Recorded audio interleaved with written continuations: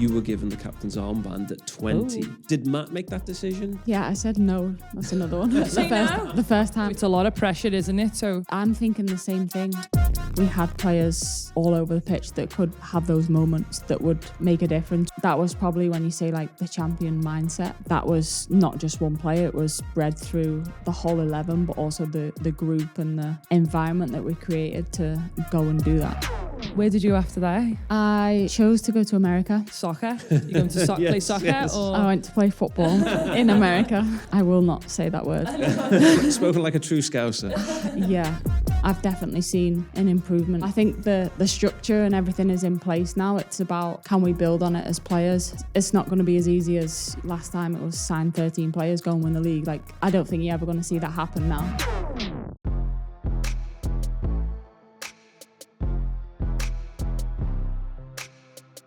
Welcome to another episode of the Scouse Code with Bianca Cook and Paul Garrity. We've returned to Merseyside to meet someone who's had a big impact on Liverpool Football Club. Gemma Bonner captained the women's team to back-to-back league titles in 2013 and 2014. The side she played in revolutionised the WSL and how women's football is played in England. A former Lioness herself, Gemma has now returned to help the Reds find their feet after promotion back to the top flight. So let's hear Gemma's story, how she became a Liverpool legend and adopted Scouser. Enjoy.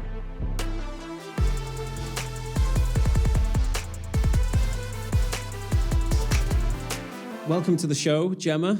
Thank you. It's great to be here. I feel honoured to be on the Scouse podcast. Oh, well, there you go. The Scouse Code podcast has somebody who's honoured. Yes, definitely. It's definitely a pleasure to have you. You're at Liverpool again. Mm-hmm. We're not, obviously, the surroundings aren't Liverpool at the moment. The club's in a bit of a transition phase. We're at Tranmere Rovers training ground while the club looks for a new home. So that's why the surroundings look the way they do. But what's it like for you now to be back at Liverpool now for the second time? Yeah, firstly, I'm so happy to be back. Obviously, it's been a bit of a kind of full circle in terms of a few years ago when I left, the club was in a very different position. I think I'm very aware of the situation now. The girls have done tremendously well last year, getting promoted back into the top league. So coming back in, it's been very different. But it's also an exciting challenge ahead. I think, you know, the girls here, they welcome me. I feel like I've been back longer than I have. I don't know whether that's a good thing or not. But yeah, it's fantastic to be back and I'm super proud. And I think I always felt when I left, it was such a hard decision to leave. But I always wanted to come back at some point and I didn't know what or when that was going to be or what it looked like. You just knew it was going to I just knew that, you know, someday I'll end up back there. I hoped it was anyway. pulling you back. Yeah, that's a good thing. It's a good attraction. Yeah, so here I am, full circle, different surroundings, different team, different coaching staff, but same club and essentially same kind of mentality, wanting to go and win. Same dream. Yeah. Like it. Love it. People who don't know you, this is one of the things, people who don't know you know that you don't have a Scouse accent. Mm-hmm. Scouse twang. Scouse twang. You have a Scouse twang. You're an adopted Scouser. That's why we've got her. Yeah, that's why we've got her. So what is it about Liverpool which you have a connection with? I mean, you're a lifelong Liverpool fan as well at the same time. Yeah, I've always loved Liverpool. Growing up, wrote my letters to Santa asking for Liverpool kits.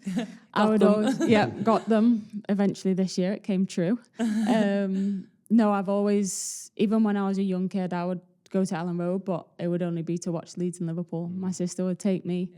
So I always had the connection with Liverpool. And then I think signing for the club, being actually part of the city and kind of learning about the people that are here, it's, you know, I love the place. I think they're very unique people, very special people, and we are. You are. We're biased. Yeah, and I think once you kind of get the feeling of being in the Liverpool family, essentially, then it's quite special. And for me, I've always had a strong connection with that, and I've loved the people of Liverpool. I love the city, and I guess I love the football club. I think you nailed it there. I think like when you are right in Liverpool, there's like this feeling when you are part of it. We are like a family, no matter what. And that, I don't think that ever leaves. And people don't understand that if you're not in this city or you're not in part of Liverpool. It's so true. Like even when I've been away, anyone who has had an association with Liverpool, they're always wanting to come back and visit. You know, there's players that are not even playing anymore, but used to play for us previously. They're wanting to bring the families back, the husbands back, and I'm like, it's so nice to have that kind of affiliation that, you know what, people still feel like this is their home away from home, essentially, and they want to share that with other people. And that's definitely what I felt too. Because you are a massive fan, signing for Liverpool back then must have been an absolute dream, like a dream come true. Yeah, I mean, it was at a time where obviously the women's game was growing. I had, let you into a little secret, I had actually trained with Liverpool before I signed for Chelsea. Love it. But it didn't feel quite right at the time in terms of my footballing career. Obviously had to come first. Had to kind of put the emotional attachment to the side for that moment in my career. So when the opportunity came up again, a couple of years later, I felt like, you know, the vision of the club, the ambition, there was a lot of players that signed at that time, and it felt like the right thing. And it was almost like the dream had come true. Kind of, I was saying before, you know, how times have changed. I was holding the Liverpool shirt up at the indoor in Kirby. And yeah, I mean, the memories I had the first 2 years, I don't think I could have written it any better. Dream come true. Literally. Yeah. The thing is, you know, you signed for a second time. So what do the clubs say? Because you had this, we'll talk about this in a moment, kind of what happened in the first spell at Liverpool. But you had a great time here the first time round. What is the vision here over the course of the time, which the next phase of your career, if you like? Yeah, I mean, I think everyone's very realistic in terms of we've just been promoted from the Championship, and I think the WSL is getting stronger every single year. The teams are, you know, improving, the standards improving, all that kind of knock-on effect. But I think for me, I had to come back. I wanted the club to have the ambition to, you know, we've shown this transfer window, I've signed, is it 4 or 5 players? And they also know it's a process, but realistically, we have to stay in the league. And I think they're aware of that. But also the ambition for Liverpool is to win games and keep on winning.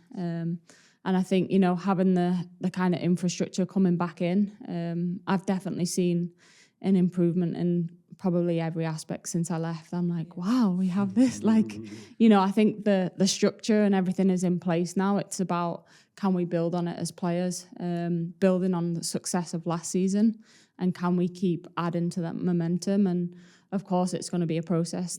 It's not going to be as easy as, you know, like last time it was sign 13 players, go and win the league. Like, I don't think you're ever going to see that happen now. Yeah, I would love that for that to happen, but realistically, the situation and growing it and growing again, I think it went through a period where probably Liverpool had a bit of a bad name. Players didn't want to come, and I think we've changed that now, and the mindset is now shifting, and actually players want to come to Liverpool. And you know, signing the players like Fuka in the January, I think she was a huge addition. Very good player. And I think the fact that we're able to now attract these kind of players, it is a process, but it's a start. And for me, it's something that it's almost, I feel like I can contribute to with my experiences. I've been here before. I've also been away, been successful, and kind of coming back. I care about the club, and it's something that I want to try and give back, but also push and get back to where we want to be. I think on that, like you're saying, where everything is changed, it is a lot harder because that's a good thing as well, though, for women's football, like for it to set the bar higher and higher. Where before, like, it might have been easy, there might have only been a few clubs, but now it is so much more competitive. And like you're saying, you know, that realisticness, but that's sort of so good for the sport and for women in football, because it wasn't just, oh, it's only this team's, it's a load of people now competing and trying to be the best. And you've just said, then you know what you need to do. It might not be straight away to the top, but them little steps and little goals, miracles can happen. So step by step, and you never know. Yeah, I think for me it was also another challenge, coming back in, the club being in a different position, being around different players and a new environment again, essentially. But I think for me, like you say, you want the game to keep on growing. You want the competitiveness to be there. And for me, it's a challenge that I'm excited by. It's probably a different position in what I've experienced before. So it's still a very much learning environment for me. I'm still adapting, but I'm trying to give everything I can to keep on pushing. One of the things that I find fascinating just listening to you and the way you talk about the club, the way you talk about the area. I mean, you and I have spoken about you've made a home here on Merseyside as well. It feels as though for you this it may sound daft to say, but it almost completes you in terms of makes you happy in that respect. Yeah, I mean, I probably said it before, it's like home away from home. And luckily it's actually not too far away from home. So, like my family are loving it too. Like my dad comes to pretty much every single game and, he's always, can I come to Liverpool again? So he loves the city too. Fan, yeah. So he's more than happy to have a trip across to Liverpool for the day. But no, I think it's almost an infectious kind of feeling once you're in the city, and the people are so special when you go into Liverpool, and whenever you travel away, the way people always speak about Liverpool, it's quite unique, and I'm like, yeah, I'm a part of that. We are good. Yeah, I'm probably like not a real Scouser, but I'm claim part it. of it. Yeah. Claim it. I'm going to claim the Scouser because you play for Liverpool. You're in Liverpool. Yeah. Come on, we've got you now. And won 2 titles with Liverpool. Exactly. Yeah. So, you know what I mean? But no, it is, and every time I'll watch every Liverpool game. And when you go into them as a fan, you're like, wow, the real buzz is going. Yeah. I don't think you can beat that though. Any game at Anfield is just And I'm telling unreal. like the other people, I'm like, you haven't been to a game at Anfield. Honestly, if you haven't been, you will not know the difference. Like people say it, but it's just you can't explain it. It's just electric compared to anywhere else. Literally, some people that think they've been to a game, and I'm like, come on, let's go to Anfield. Let's go to a real game. Yeah.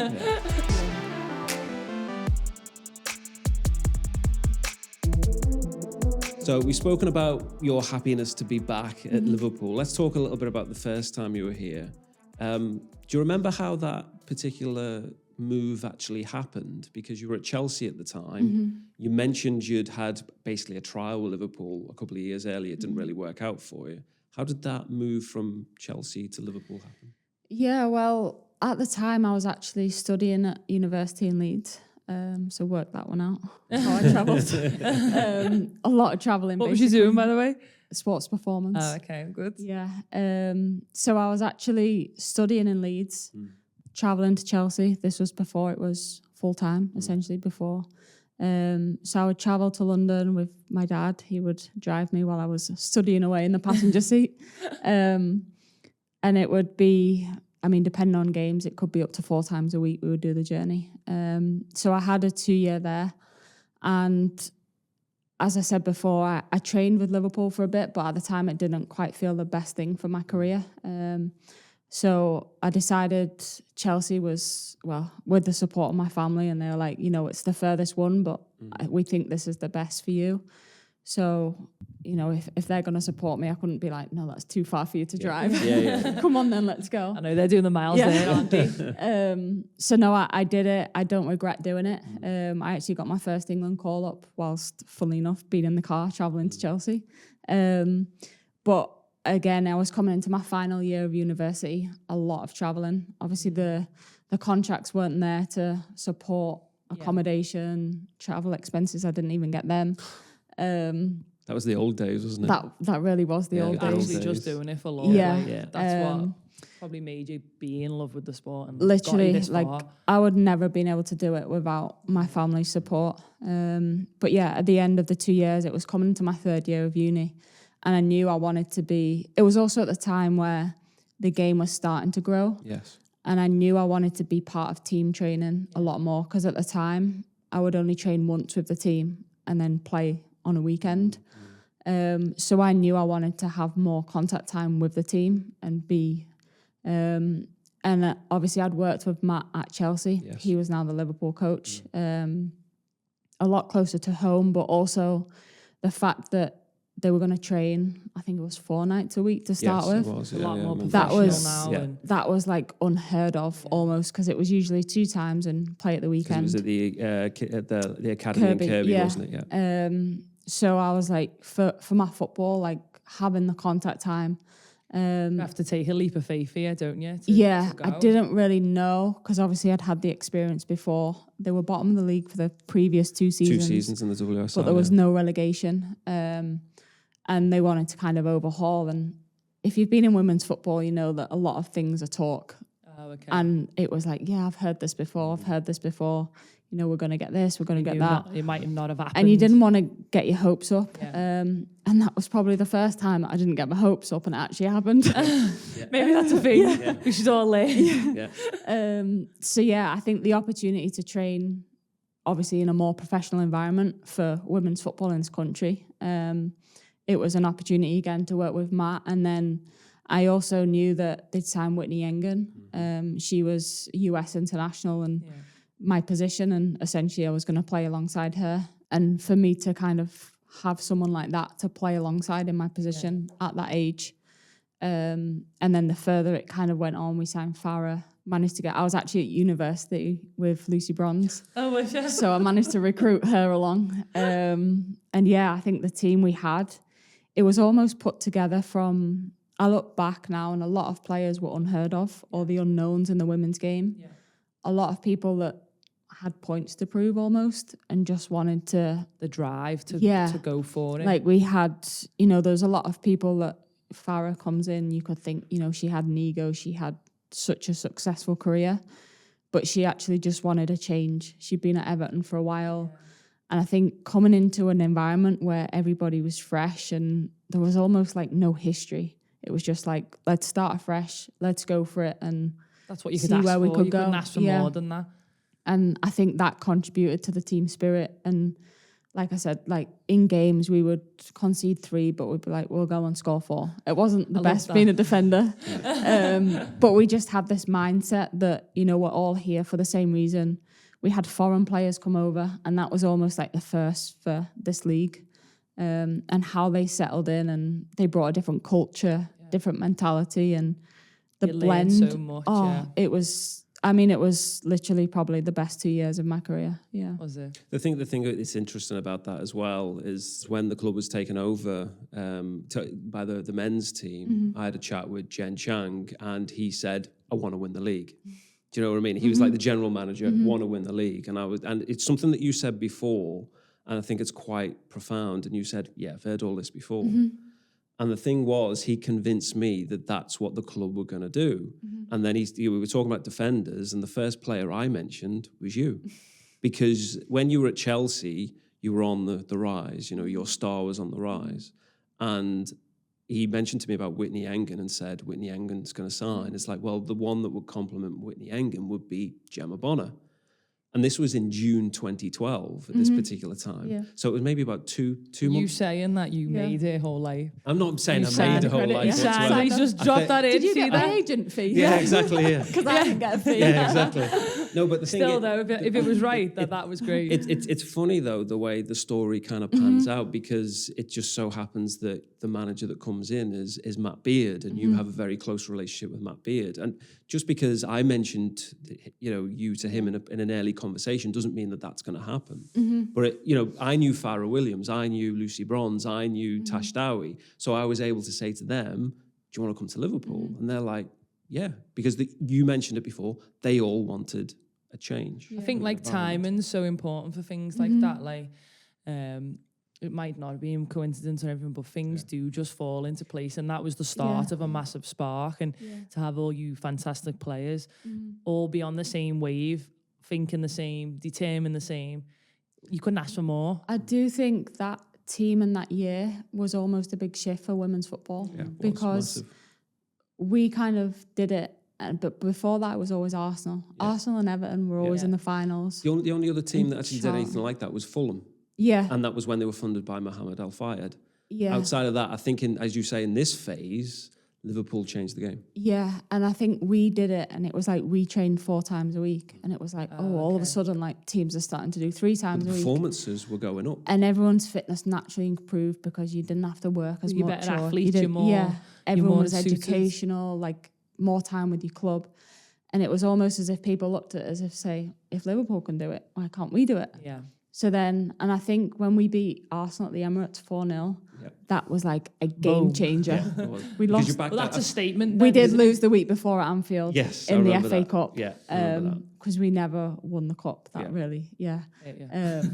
So then we reacted. It was literally the week later. We went to Emirates. No one expected. Wipe the floor with them. Yeah, because we'd just been beaten 2-0. Everyone was kind of thinking Liverpool are getting 2 ahead.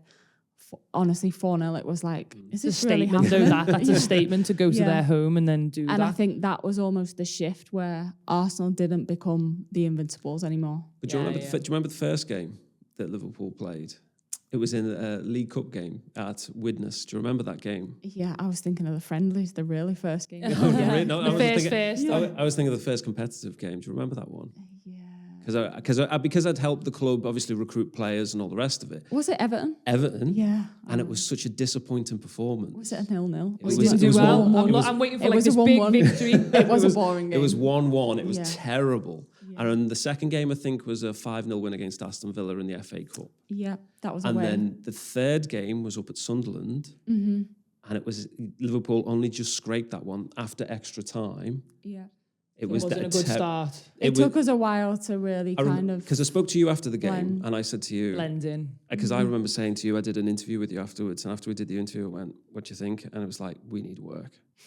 You know what I mean? And it was kind of... And I spoke to Matt afterwards and I went, what do you reckon, Gaffer? And he turns around and goes, take no notice now. In a couple of months, it'll be fine. Yeah. I think when things like that happen, you can't... You've had the players and the people behind you, like, no, and even though we're losing this, we're still driving forward. And if you did have a bad start or not, like, you must have persevered and got through. And I think we had a lot of honesty within the group, which I think is so crucial in a team environment. Definitely. But I think the players drove a lot and they were behind the standards, and it was almost the first time, like, having the Americans come into the league was a huge kind of, you saw their mentality, but it wasn't, screaming and shouting, which I think the English are very typical for. It was almost like recognising something good. It was like, say, for example, Whitney playing up against Tash. If Tash made a great run in training against Whitney, but she didn't get the ball, Whitney would say, Tash, that's a great run. Oh, so it's like a positive, it's like a positive thing. Yeah, I'm like, she's not on your team in training. How are you saying that? But it was like, no, Tash is on my team at the weekend. Yes. I need her to make that run on a weekend. Yeah. And I've recognised that's hard to defend against. So I'm going to tell you that. So you're making each other better players, no matter what, to then succeed and push yourself more and more. Would you do that with like so Jade or anybody? Obviously, we're all in teammates. Obviously, we're all in different weights, but me and Jade will make sure we both push each other because we're best friends. We want to be the best. We know we've got the best chance to win. If we come in and one of us are negative and one of us positive, it's just going to affect the other person. So you've got to be on the same wavelength and you've got to, like you said, push each other, because if we don't, and you can't do it every day yourself, if you've got someone to help you and push you up and give you that momentum, it definitely helps. And it's who you're surrounding yourself with. I completely agree. And I think if you know that it's coming from the right background and the right reasoning. It's not just talk, because someone's just like, oh, go on, do a good run. It's like they meant it, they mean it. Because they care. They want to make you better. And then you do it for them, and there you go, boom. And I think that's what almost having the different cultures coming in, it really kind of brought that out. But that team though was a special team. From the moment I had daily conversations with the club, the moment Matt came in, the moment all the players were being put over the line, the first training session I remember going to and speaking to a couple of you on that particular day because I was reporting for the BBC, and it's kind of like there was something special about the characters in there, because you talk about Whitney Engen, you talk about Amanda Da Costa, you talk about every single one of them. Lucy Bronze was, like you, a 20-year-old kid, but you were, one of the things that I found interesting as well is that through all of those players that were there, some of the experienced players that were in that squad, you were given the captain's armband at 20. Oh. Mm-hmm. But you were made up though. So did Matt make that decision? Yeah, I said no. That's another one. Did you say no? The first time. To be I fair said no. though, it's a lot of pressure, isn't it? So I mean, I'm thinking the same thing. Like, we're signing Whitney Yengen. Yeah. She's a US international. Yeah. Farah, everyone was coming in. Amanda. Yeah. And at first, when he asked me, I was like, no, I can't do that. Like, you've got all these players. I was only young. I had actually been captain for a little bit of time at Chelsea before. But even so, I was kind of like, I'm still young. Like, I need to. But he said, let's just see how we go pre-season. So I was like, okay. He was like, have a think about it. I'm like, okay. And it almost gave me like an extra drive, because I almost was like, I want to prove if I'm going to do it, I almost have to be up to the task. So I didn't necessarily change who I was, but it motivated me to be, I guess you have to set an example. Why do you think you got given the captain?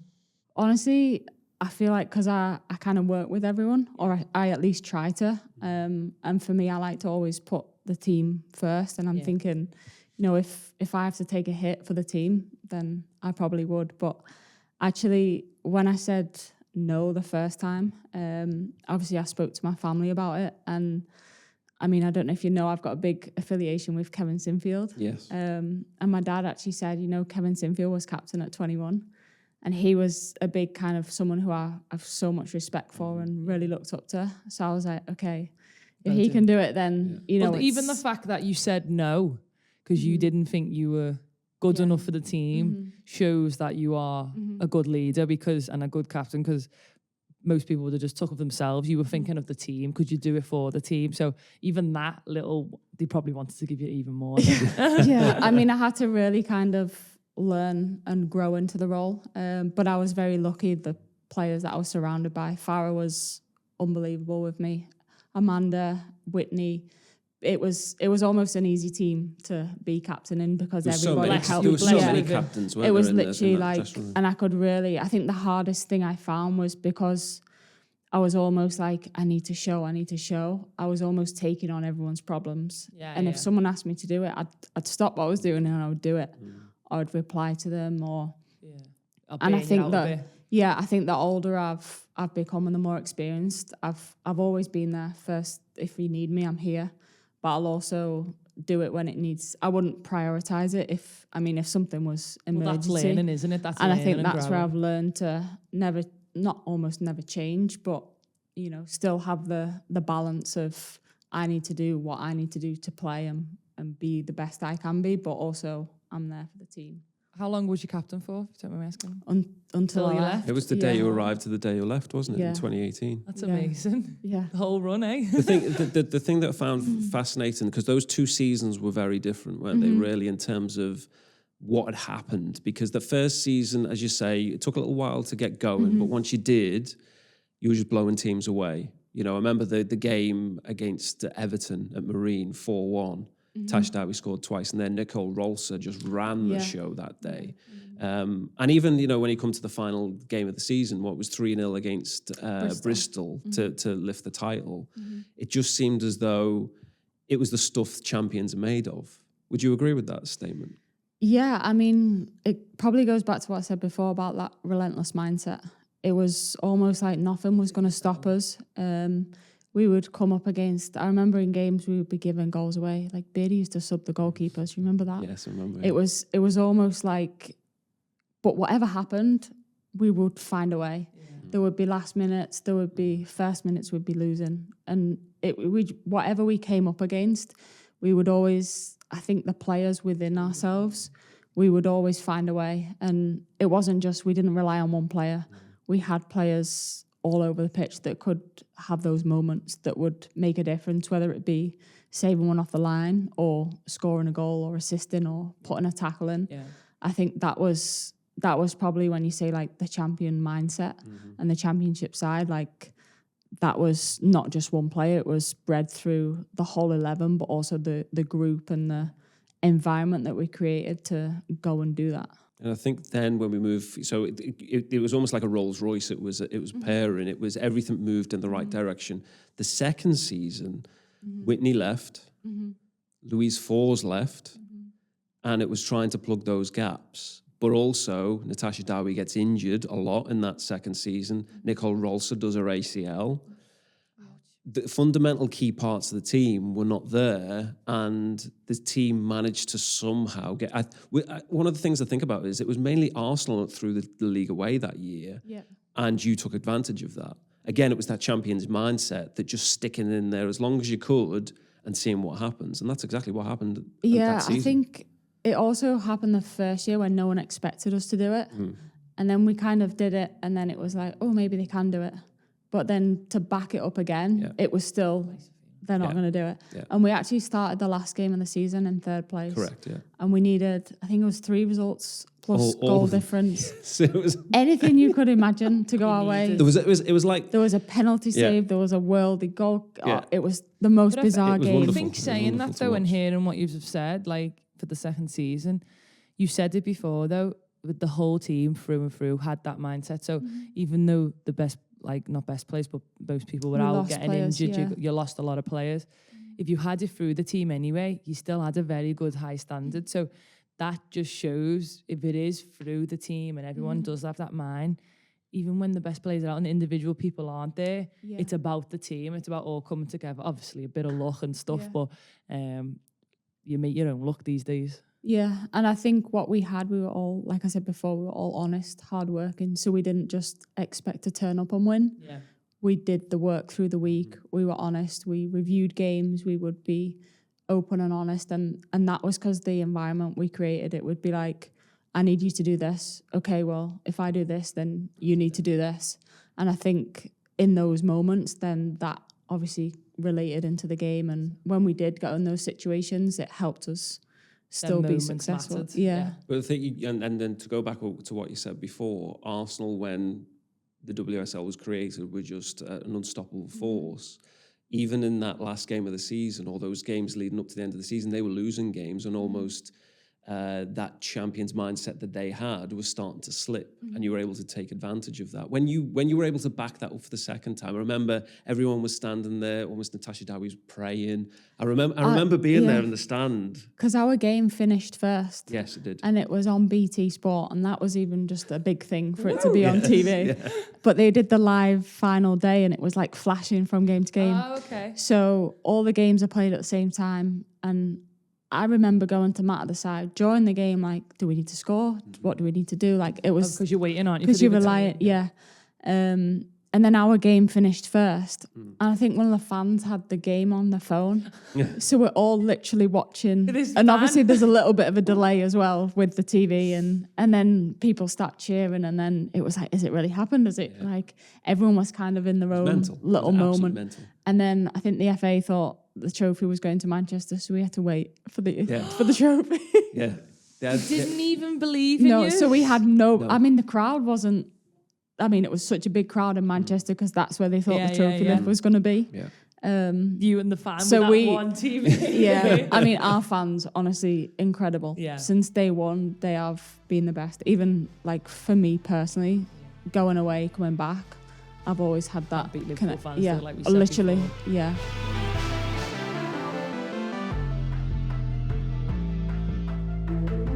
And the thing is, all of this happened. You won 2 titles. For me, at that particular point, it was a case of, okay, is the club going to kick on and do well in the Champions League? Because that never quite went the way the club wanted it to.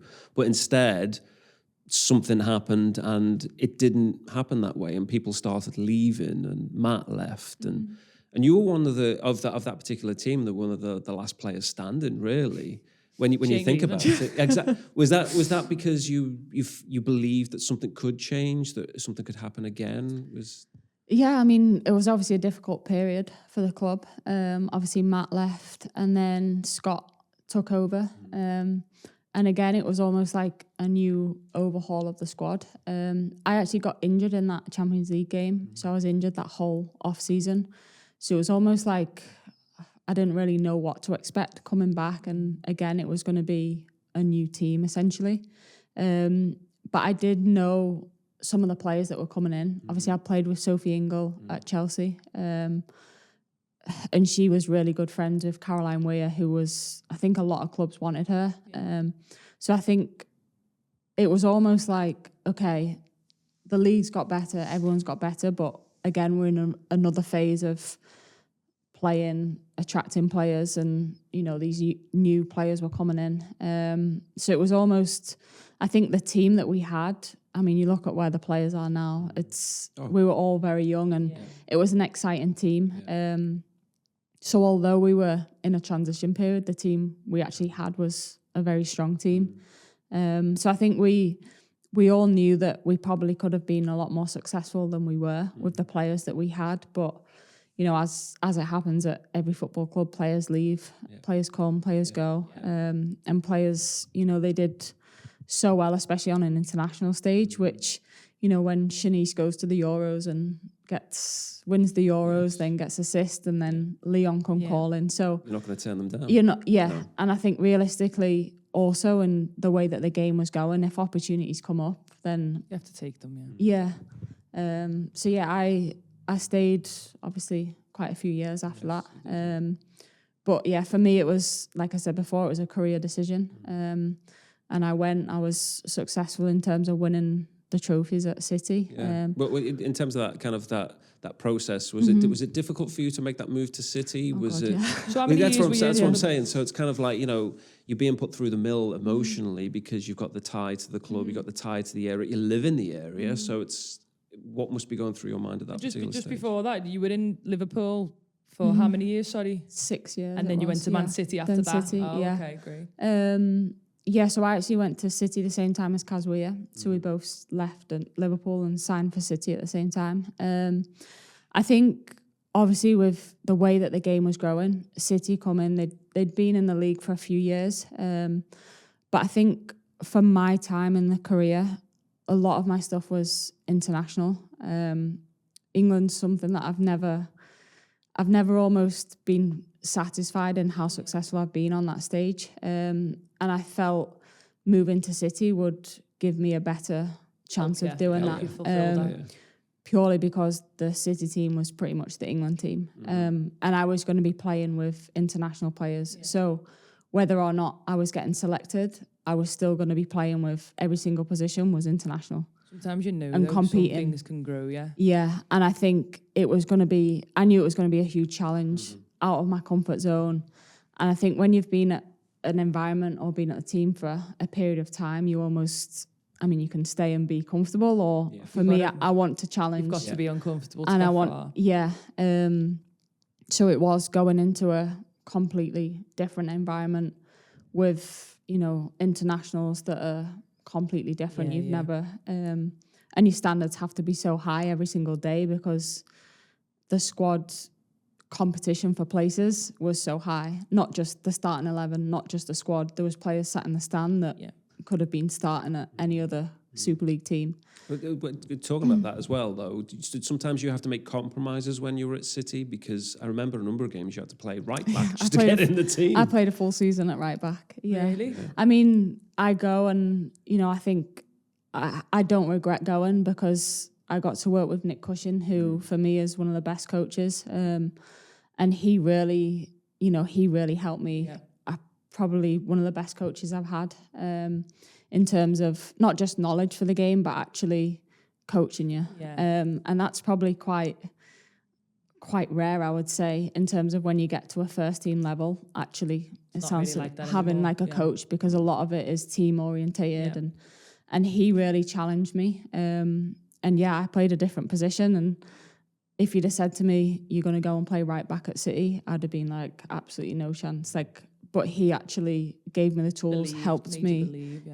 And it helped me improve the game, learn a different position. And, I played it when I was younger, but to play at that level against the opposition every single week. Skills have just gone more. And then the following season, I transitioned into centre-half because, going in, it was Steph Horton and Jen Beattie, and they're both starting centre-half. So I knew I'm going in to compete. I could stay and play, or I can go and compete. And I wanted to go and compete, and I felt like I could compete with them. You backed yourself. Yeah, and I think going in, playing the first season at right back, and then I knew I would bide my time and end up at centre half, which is what I did.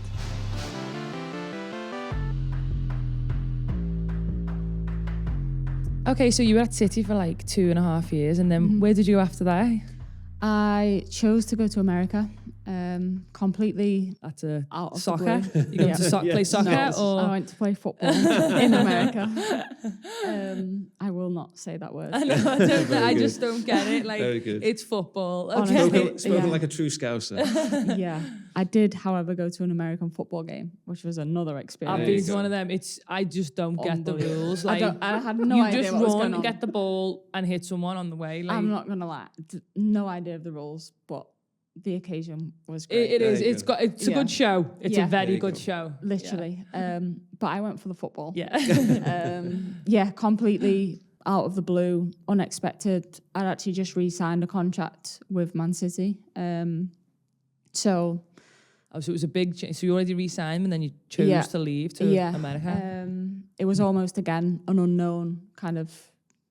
Still, I mean, it happens a lot more now in terms of players signing contracts and then clubs coming in and getting them out and paying transfer fees. And again, it was almost an unknown for me. But it was a new project, an expansion team coming into the NWSL. And, they showed a big commitment to me. And again, for me, it was another challenge. I don't regret my time at City, but I felt this... especially probably at my age that I was, 29, I think I was, the opportunity to go and play abroad was massive in the top league against different players. I think I played in the WSL for 15 years, I think, against the same players for the most part. It's a bit boring, doesn't it? I think, again, going back to before, it was kind of in my comfort zone a bit. Yeah. And you wanted to keep it fresh, I'm assuming. Yeah. And, I think... you dominate a lot of games at City, and I felt like I needed almost another challenge to see both sides of it. And it's a different style of football in America. It's very transitional, whereas here it's very technical, tactical. So if I want to grow, if I want to improve as a footballer, I was ready to throw myself out there. Everywhere that you said that you, on your stories that you've been saying, you've always willing to challenge yourself to add new skills. Like, you moved from Liverpool to City, you learned that going to your right back, and then now going to the States where everyone is a lot more physical. Everyone in America is just bigger and constantly out. Like you said before, we were talking, it's just sunny there. So people just, where about in America did you stay actually? Sorry. I was in Kentucky, in Louisville. Yeah. So there you go. Everyone's just out. Exercise for them is ritual. Yeah, it's a completely different world, different culture again for me to experience. And like I said, the lifestyle is great. Bigger in it. Yeah, and you see everything is so athletic out there, and the weather obviously makes everyone get up and go. So for me, it was again another life experience, I guess, alongside getting challenged every single week playing. It's a very different league. You're saying it's different to Leeds, is that what you're saying? It's not quite as sunny. No, it doesn't rain that much, does it? Oh, yeah. And while you're there, what's your favourite food there? This is random, but... Kentucky Fried Chicken, did they have? Or yes, it was Kentucky Fried Chicken. You never... I'm not gonna lie, I did go for I was just sitting there thinking, I'm starving, by the way. I did go for a few drive-thrus, yeah. But no, honestly, I think there was ice cream everywhere you looked. That's sunny though, that's why. That's not good for a footballer though, is it? It's not good for a footballer. No. Don't see many ice trucks around here. But no, I think the trips to California, San Diego, the food over there was unbelievable, fresh. American dream, yeah. Yeah. It's raining outside. And you're back. But then you gave all that up to come back to Liverpool. Yeah, but it's Liverpool. And of course. It's kind of because the way I see it in my dream, if you like, is I'm an Evertonian, so for me it isn't quite the same thing. It's quite the same thing. But if Liverpool came calling for you as a Liverpool fan, it's probably one of the clubs that you would join if that was the case. I'm assuming that the mothership comes calling.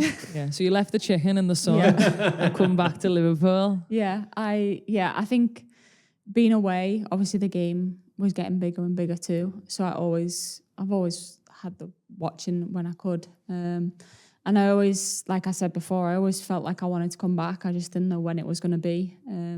But if I did come back, I always had the connection with Liverpool, and especially with them being back in the top league, having the connection and wanting to help I feel like hopefully I can offer something as both a player and off the pitch too, in terms of my experiences, what I've learned from being in the other, I guess, in America in a different league.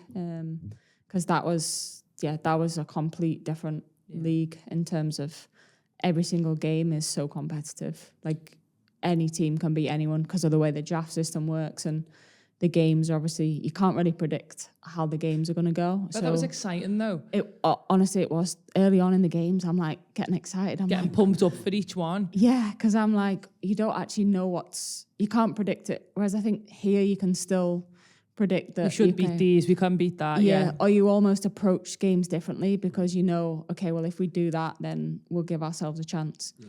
Over there, it's you go for it. Yeah. I know what you mean. Like in Taekwondo, you know who you can beat, but obviously at the same time, the way the rules change, if you know what's not going to happen, you don't know. You actually get pumped up more. You get want it. You're like, come on, then bring it on, fresh meat, everything. So then it's like you like that. That's the exciting side of sport. And I think like when you don't have that and you've done it for so long, like you've done it for decades, football. So for you to have that excitement and challenge, it just shows the competitiveness. Does it keep it fresh as well for you? Yeah, definitely. Like the competitiveness still is inside you. If you don't feel like that, I feel like you need to think about where you're at or what you're doing, because I agree. It might be over then. I think when I went out there, that's probably when I realised, you know what, I've done the right thing here. As hard as it was, because I didn't know anyone when I went out there. I literally didn't know any of my team, not played with anyone before. And I think I got that feeling like going into the games, I'm like, I need to be on here because anything can happen. And me playing in my position, every week you were coming against the best strikers. So it wasn't like, oh, there's one player that can hurt us.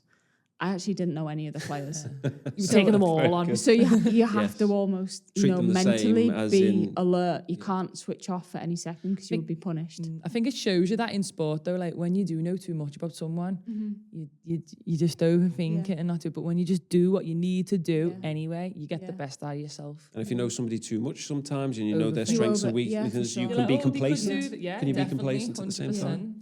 Yeah, so I think just going back to it, like coming back, I hope to be able to put the two combined experiences, playing styles together. So now you're back with all these recipes, all these. So don't expect she could. Do you reckon she'll be captain again soon? Well, you never know. It's would you like to be? Or I mean, side note, obviously, forget who's captain now. Anyone like that? Would you like to be captain? Forget Neem. Yeah, forget she doesn't exist. I don't mean that like that, but basically, if they offered you, would you love it again? Yeah, I mean, wearing the armband is extremely proud for me. But look, whether I have it or not, I'm still the same person. I'll still try and lead in how I am. But yeah, I mean, it's special to lead any Liverpool team out. Yeah. Just there's one team that I just want to touch upon very quickly that you've played for as well, and that's England.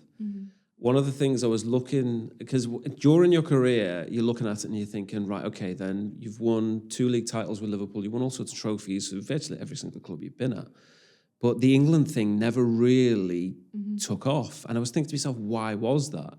And then I look at the list of names that you were competing against for England places, and very often the England captain was at centre-back, so there's one place gone, and then there's lots of other places, Steph Horton, etc., etc. Is that one thing that you look at which you wished potentially could have been different? Yeah, I mean, like I said before, it's always an ambition that I've always had, and I mean, even still now, I'm still trying to be the best person I can be and player.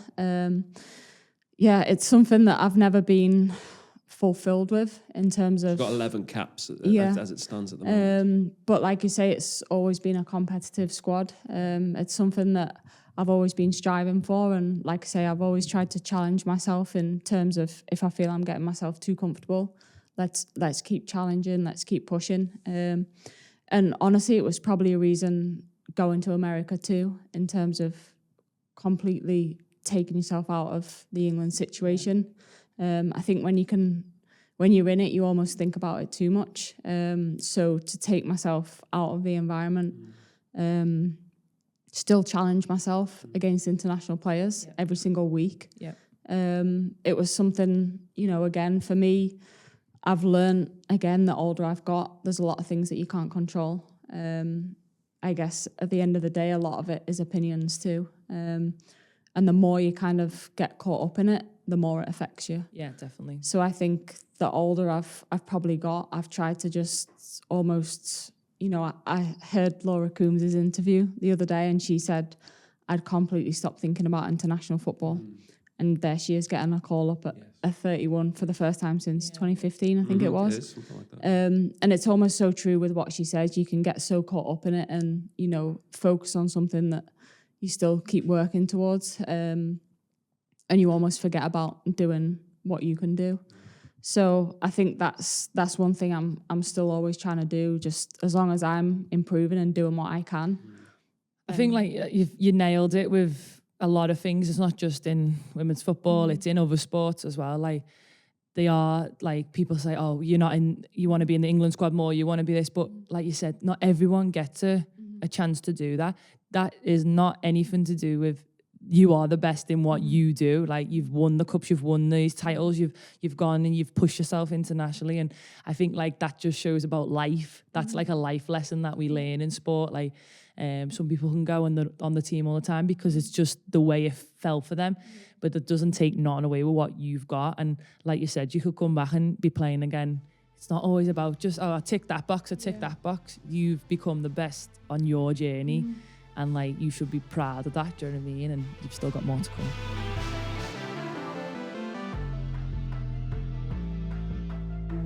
So we've heard a lot about your football career. I want to know a little bit more about your personality and where you come from. Because obviously you come from Leeds, but you come from quite a big family as well. Tell us a little bit more about your family background. Yeah, I'm the youngest of six. Blimey days. Six, yeah. Six. Save the best till last, if you ask me. Girls, boys? 4 boys in between me and my sister. Oh, good. Yeah. And none of them play football. Or, I'm not even going to say the Where did you get it sporty. from, then? I have no idea. To be fair, I'm one of 4. None of them do Taekwondo. Like, we all do different things. I think that's the best way. You did well there. Yeah. I mean, you could ask them about football. They wouldn't have a clue. Really? So Yeah. are they rugby? Are they not anything to do with sport? Not really. I mean, they enjoy watching sport, but... Yeah. Enjoy watching you, that's it. I mean, they don't even enjoy watching I was me. just going to say, I haven't seen Typical the brothers and family sisters, arrive yeah. in mass, you know what I mean? Yeah, but being the youngest, I think you learn a lot. You grow up quick, especially with 4 older brothers. Definitely. You fight for what you get, don't you? And one of your biggest inspirations, I can only imagine, is your mum. Because she's been paralysed for a while, hasn't she? Can you tell us a little bit of the story about her? Yeah, my mum was in a car accident when my sister was a baby. So for me, her being in a wheelchair is all I've ever known. But she's the most inspirational, incredible woman I ever know. And she still, I mean, the upbringing that we've all had has been incredible. So between her and my dad, they've always provided the platform for us to go and, fulfill whatever our ambitions are. And yeah, I guess I know I always have the full support of my parents, especially behind me. And I guess they keep motivating me to keep on wanting to fight every day and work harder. But for me, having that support network of my family behind me has been huge all the way through my career. And I think coming back, Dad managed to get out to America to visit me a few times. Nice, yeah. So that was probably like it was so emotional the first time he came out because I could share those experiences with him.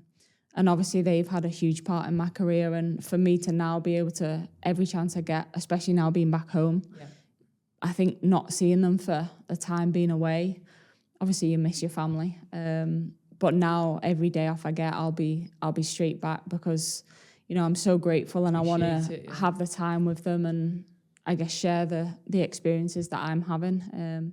I bring my dad to Anfield when I can and he loves it. So yeah, just kind of little moments like that. It keeps me working hard every single day, but when you have those moments you can enjoy, I love sharing them with my family too. And Willie's a big part of your life as well, your other half, because he's a rugby league legend in his own right. But it's kind of like, how does that dynamic work? That you're both, because you competitive. obviously, I would have thought very competitive, but he's obviously playing for Wigan every week, and you're travelling to Manchester and to Doing Kentucky, miles, and like we said before. you know what I mean. It's kind of like all of this sort of stuff, and he must be so proud of where you are now, but that must take a lot of energy and effort from both of you to keep that going almost. Yeah, I mean, firstly, there's no sympathy in our household. I was going to say that. You can't start comparing because he's always usually got a worse, battered body. My train harder than you. You do it. But no, I mean, having his support again it's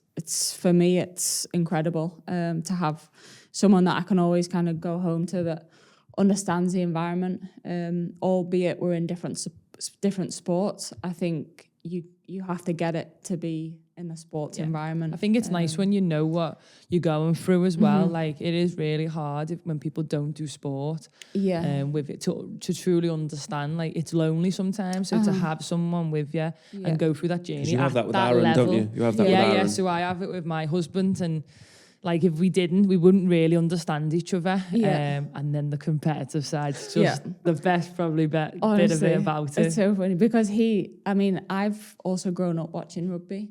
So I don't enjoy it as much when he plays because I was gonna say you're a big fan. I don't enjoy just the nature of the sport. You know, when you've got a personal affiliation, it almost takes the enjoyment out of it. But he's a huge Liverpool fan too. So when he starts talking football, we get going, and I'm like, handy, isn't it? They're meant to be, see? Yeah, 100%. But yeah, I mean, just having him to support and understand the environment. And I mean, a lot of people said to me like, "Oh, what about your boyfriend?" When I said I'm going to America, and that was the first question. I'm like, you know what? As much as it sounds like, I wouldn't even have to consider that in the decision that I was making because.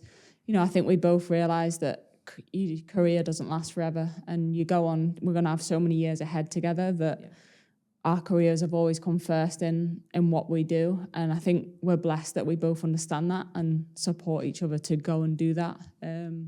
So I think that's probably the biggest kind of compliment I can say in terms of it was hard obviously being away from each other, but.